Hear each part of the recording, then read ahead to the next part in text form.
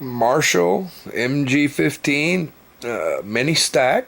That's the amplifier I'm playing out of right now, and you can see the MXR full bore metal,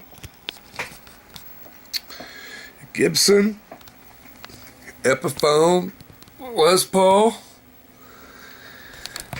Very nice guitar. For the money, you still get the Gibson quality.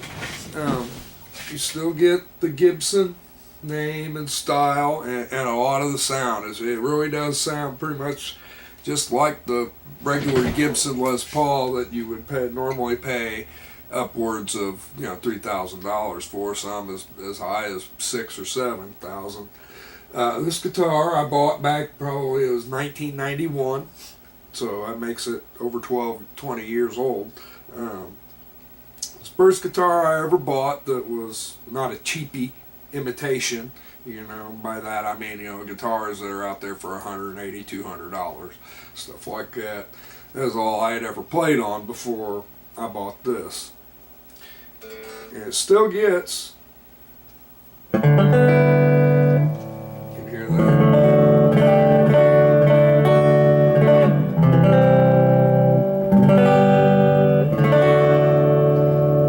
Still has that nice Gibson sound. Now I've actually played a real Les Paul before, and the weight, the real one is a little heavier. That's one thing that's different.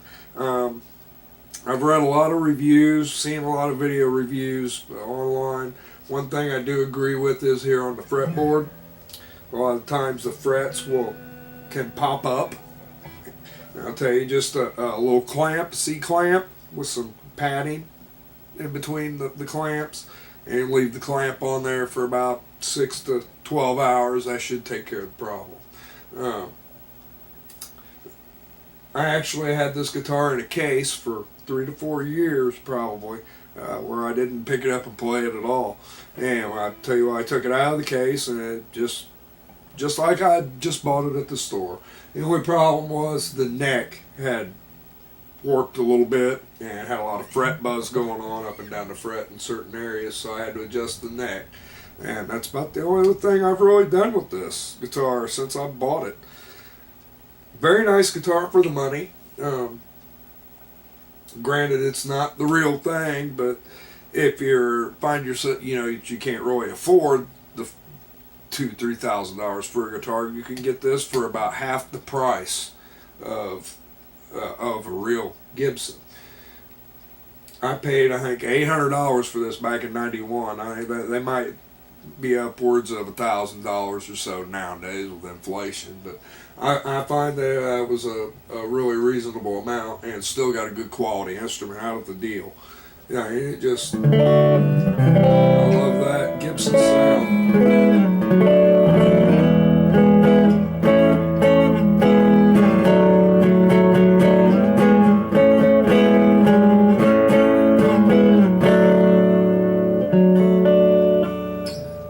Sustain that the Gibsons are famous for. It does have that.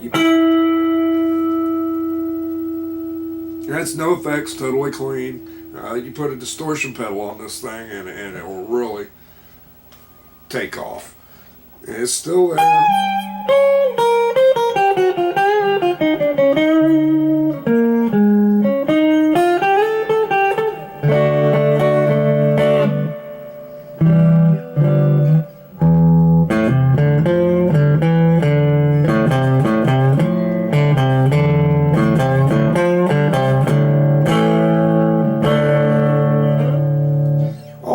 Great guitar, definitely worth the money.